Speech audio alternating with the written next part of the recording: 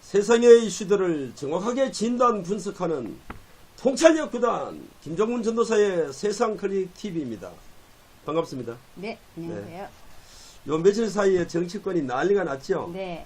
그동안 국회의원들이 자기들 밥그릇 싸움을 하는 모습을 많이 보면서 인상을 찌푸리기도 했는데 이번 경우는 좀 다른 것 같지 않습니까? 네. 네, 뭐 무조건 정말. 밥그릇 싸움을 한다 이렇게 보기에는 좀 그렇습니다. 오늘은 그래서 이번 정치판을 한번 분석해 볼까 합니다. 네.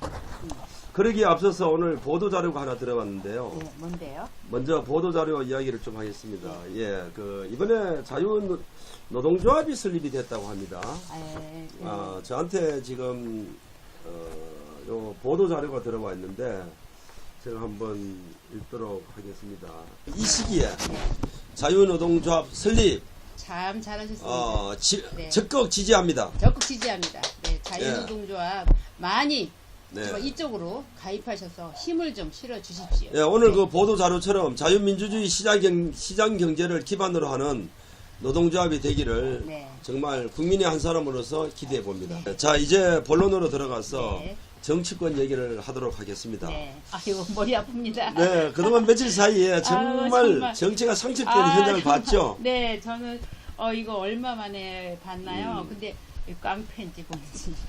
야, 이렇게 또 무기를 들고 막. 예. 그게 이제 바로 한국당에서 패스트 트랙을 제재하기 위해서 회의장을 봉쇄하고 또 민주당인지 사무처 직원인지 밝혀지겠지만 망치가 등장하고 또 거기다가 빠루, 속칭 빠루. 빠루가 뭔지 아세요? 뭐 이렇게 못 빼는 거 아니에요? 예, 이 기역자로 된 건데요. 이 지렛대를 이용해 가지고 길이가 한 1m 정도 됩니다. 네, 무서워요. 네, 되는데 그걸 가지고 문을 딸 때서는 지렛대 역할을 하는 거기 아주 누가 어쩌다 한 대라도 맞았다면 큰일 날 뻔했어요. 네, 의원들이 많이 다쳤지 않습니까? 많이 다쳤어요. 예. 이게 이런 연장들이요. 예전에 뭐 조폭 세상인가? 해머가 나오고 도끼가 나오고 했지 않습니까? 근데 한 30년 만에 이런 일이 또 온 겁니다. 참 국민들은 불행한 일이죠. 정치가 어떻게 이렇게 됐는지 인격을 생명으로 하는 그 명예를 생명으로 하는 그 정치가 아니라 이제는 아주 주목과 힘을 앞세우는 이런 정치가 된 것 같아요.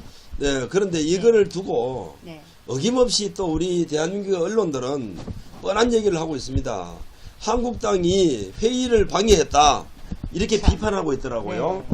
근데 저는 그렇게 생각하지 않습니다. 그렇죠. 이번 경우는 제가 오늘 우리 서두에 말씀드렸지만 이번 경우는 다르다 하는 말씀을 드렸는데 이번 경우는 그렇지 않아요.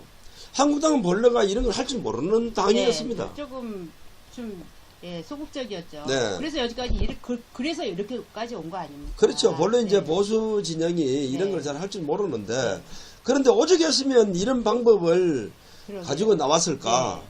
참 그런 면에서 참 안타깝다. 그리고 기왕이 나왔으면 투쟁을 좀 더 강도 있게 지속적으로 해서 성공하기를 바랍니다. 맞습니다. 자, 패스트 트랙의 골자를 한번 얘기해 볼게요.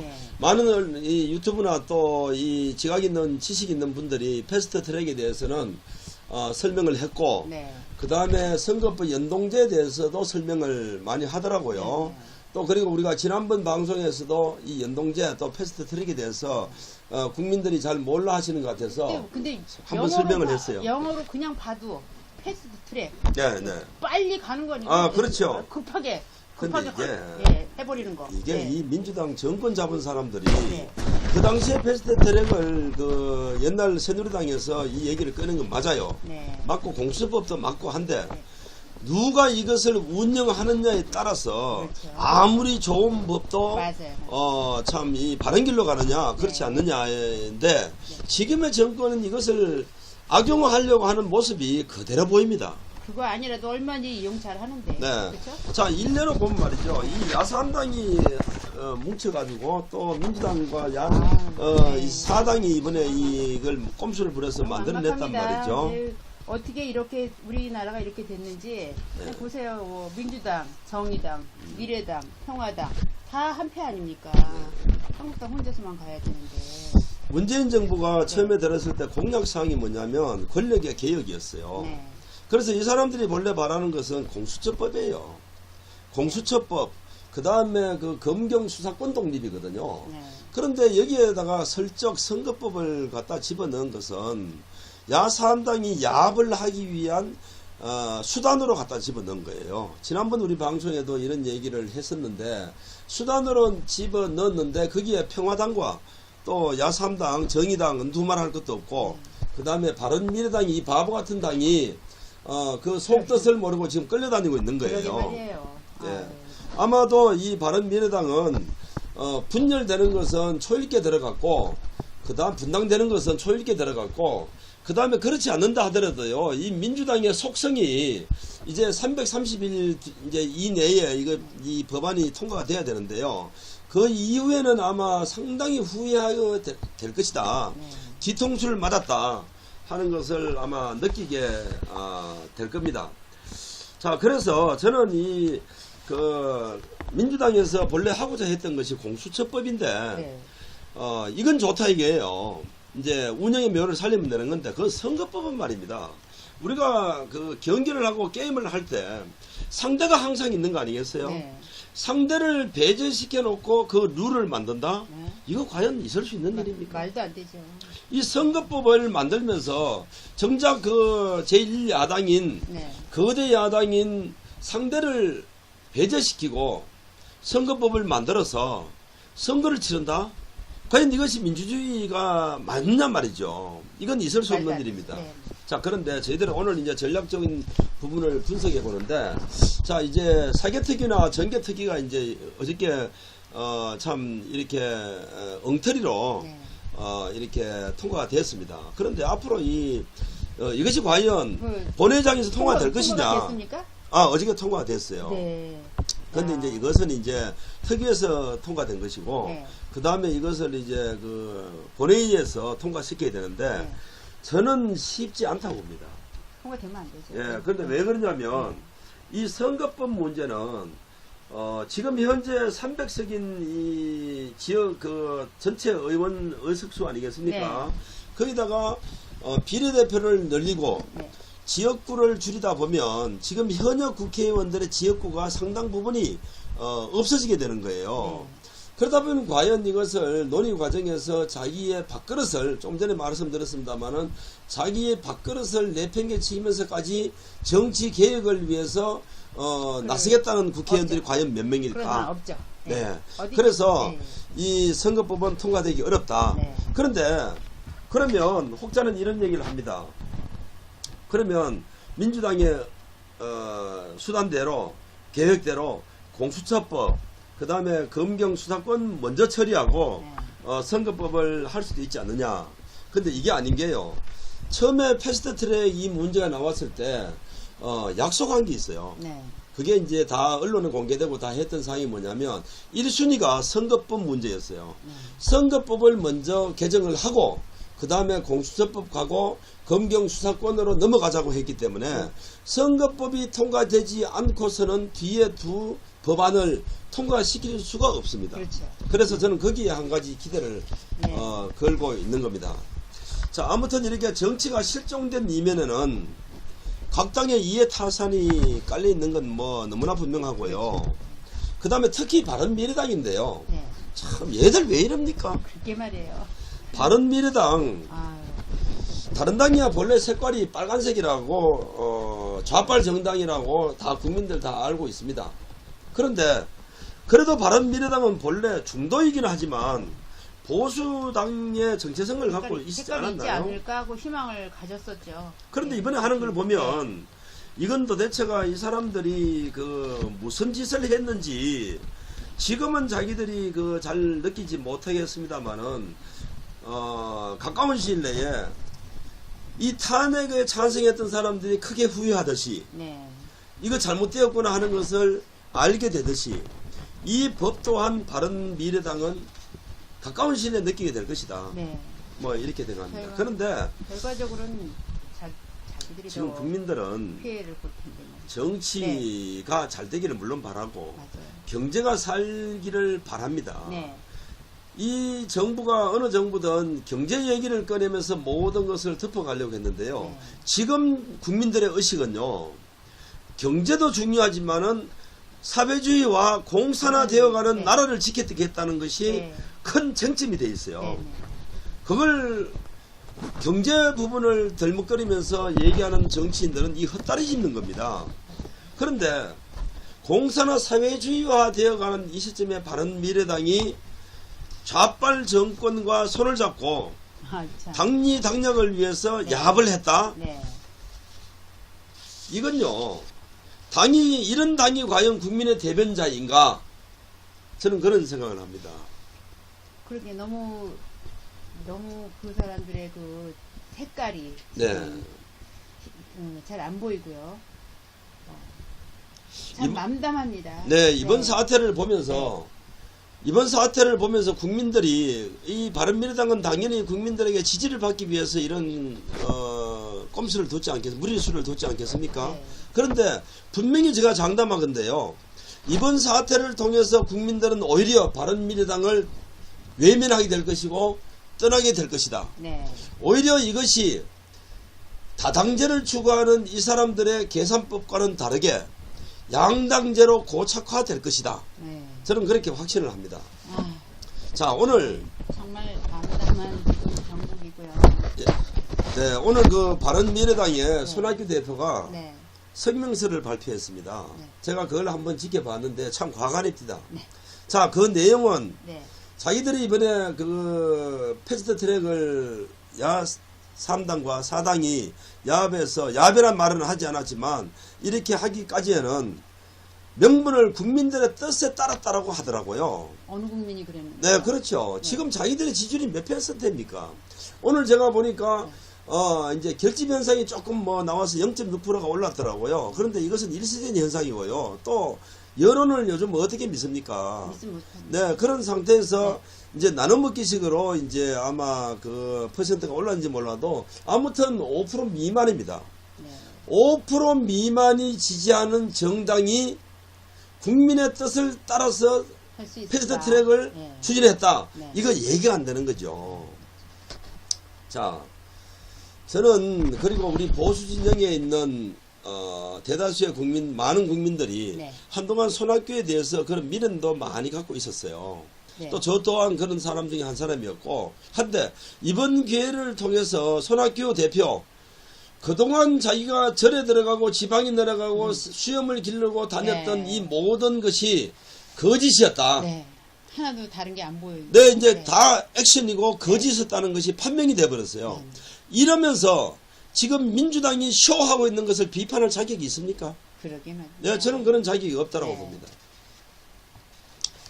자, 그래서 방송에서는 회의 진행을 가로막은 한국당을 비판하고 있습니다만 이번 상황은 그런 차원에서 접근하면 안 된다. 네. 저는 분명히 저희 방송에서는 그것을 지적해주고 싶습니다. 네. 지금 대부분의 패널들이요. 네. 방송에 나와서 자기들이 무슨 무당입니까? 네. 그러게 말이에요. 패널들이 나와서 꼭 예언이나 무슨 하고 있어? 예언이나 하고 이렇게 됐다라고 될 것이다라고 예언을 하다가 네. 그것이 요행이 그렇게 되면 자기가 했던 말을 증명을 해주는 것 같이 발언을 하고 네. 또 그것이 틀리게 되면 은근히 또 자기는 언제 그렇죠. 그랬냐는 식으로 그에 대해서는 슬쩍거리 언급을 내리고. 하지 않습니다. 네네네. 슬쩍. 자, 지금 방송사에 출연하는 패널들도 반성해야 돼요. 네. 그리고 아유, 이제- 오죽하면 보기가 싫어요. 예. 예, 그리고 방송 이 정치가 실종돼 버린 그런 네. 증거가 또 어딨냐면 이회찬이 말이죠. 네.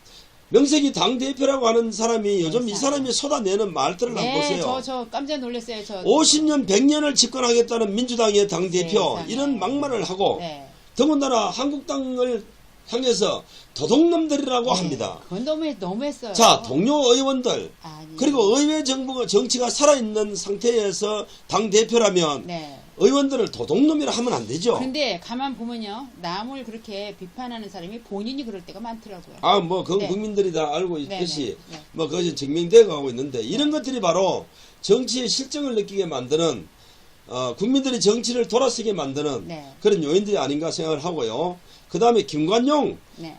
바른미래당 이번에 원내대표, 이 사람은 언제부터 정치를 했는지 몰라도 정말 네. 참 안타까운 생각이 듭니다. 오인환이 권은희 의원을 네.